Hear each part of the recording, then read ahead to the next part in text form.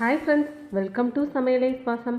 இன்றைக்கி நம்ம சேனலில் வெள்ளைச்சோளம் பாருங்கள். வெள்ளைச்சோளம் இந்த மாதிரி தான் இருக்கும். சோளம்னா மக்காச்சோளம் தான் எல்லோரும் விரும்பி சாப்பிட்றாங்க.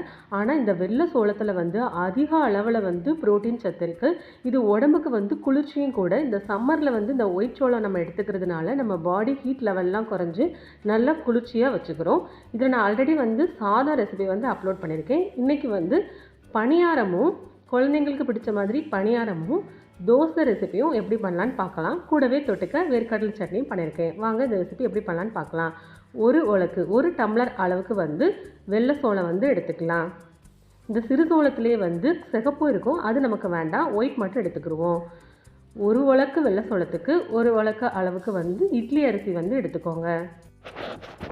இது கூட 75 கிராம் அளவுக்கு உளுந்து எடுத்திருக்கேன். அரை உலக்குக்கும் கொஞ்சம் கீழே எடுத்துக்கலாம் உளுந்து. இதுதான் கரெக்டான ரேஷியோவாக இருந்துச்சு. அரை ஸ்பூன் அளவுக்கு வெந்தயம் ஆட் பண்ணிக்கோங்க. இப்போ இதை நம்ம நல்லா வாஷ் பண்ணி எடுத்துகிட்டு வந்துடலாம். வாட்டரில் பாருங்கள் 3 தடவை நல்லா கழுவி எடுத்துகிட்டு வந்துட்டேன். இப்போ நம்ம மூழ்கிற அளவுக்கு வாட்ரு ஊற்றி ஒரு 4 ஹவர்ஸ் மட்டும் இதை ஊற வச்சு எடுத்துக்கலாம். ஒரு 4 to 5 ஹவர்ஸ் ஊறி வந்தாலே போதும். ஒரு லிட் போட்டு க்ளோஸ் பண்ணி வச்சிடலாம். இது இருக்கட்டும்.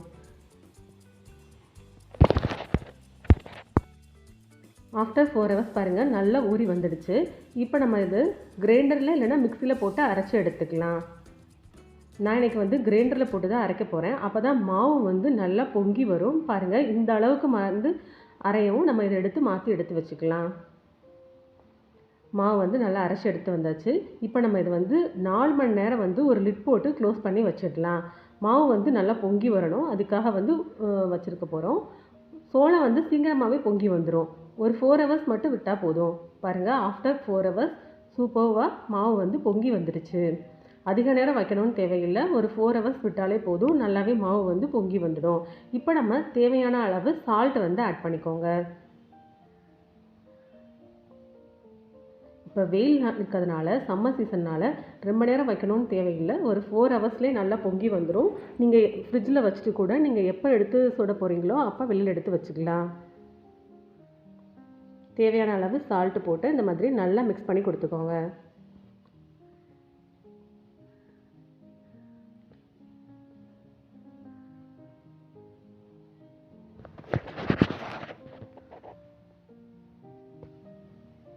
இந்த மாவை இப்போ நம்ம 2ஆக பிரித்து எடுத்துக்கலாம். நான் இப்போ பணியாரத்துக்காக கொஞ்சம் மாவு எடுத்திருக்கேன். அதில் தாளிப்பு கொடுத்துக்கலாம்.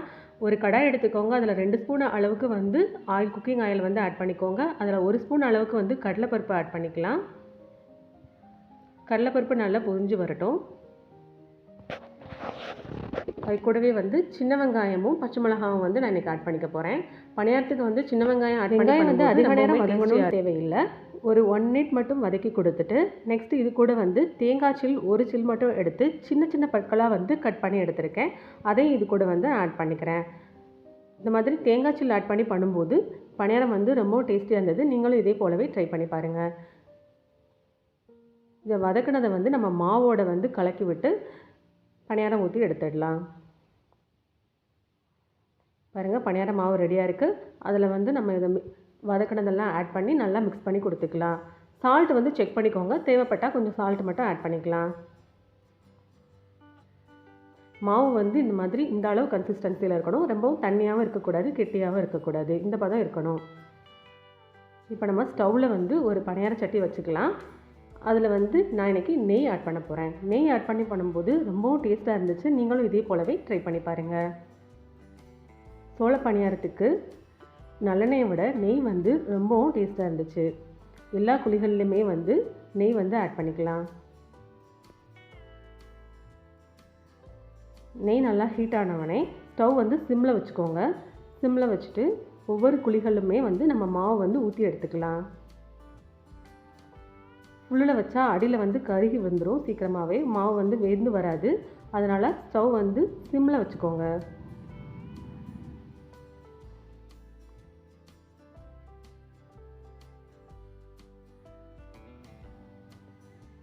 நீங்கள் இனிப்பு பணியாரம் பண்ணணுன்னா இதே மாவில் வெல்லம் கரைச்சி ஊற்றிக்கலாம்.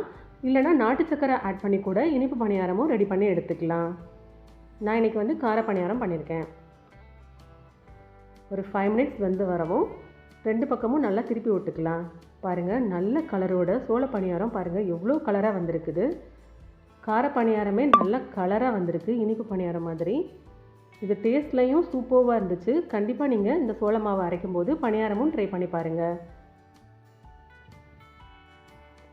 பணியாரம் 2 சைடும் திருப்பி போட்டு நல்லா வேக வச்சு எடுத்துக்கலாம். சூப்பரான சோள பணியாரம் ரெடி. இப்போ நம்ம இதை வந்து வேற ஒரு பிளேட்க்கு மாற்றி எடுத்து வச்சிடலாம். பாருங்கள், கலர்ஃபுல்லாக பணியாரம் ரெடி ஆகிடுச்சு. இப்போ இதுக்கு நம்ம சட்னி வந்து ரெடி பண்ணிடலாம். நிலக்கடலை பருப்பு எடுத்துக்கோங்க, அதில் தோல்லாம் எடுத்துட்டு வறுத்து எடுத்துக்கலாம். ஃபஸ்ட்டு வந்து கடையில் ஒரு ஆயில் ஆட் பண்ணிக்கோங்க, 4 வரமிளகாய் ஆட் பண்ணிக்கோங்க, 4 பல் வந்து பூண்டு ஆட் பண்ணிக்கோங்க, 10 சின்ன வெங்காயம் வந்து ஆட் பண்ணிக்கலாம். இது எல்லாமே நல்லா வதக்கி கொடுத்துக்கோங்க. சின்ன துண்டு அளவு வந்து புளி வந்து இது கூட ஆட் பண்ணிக்கலாம்.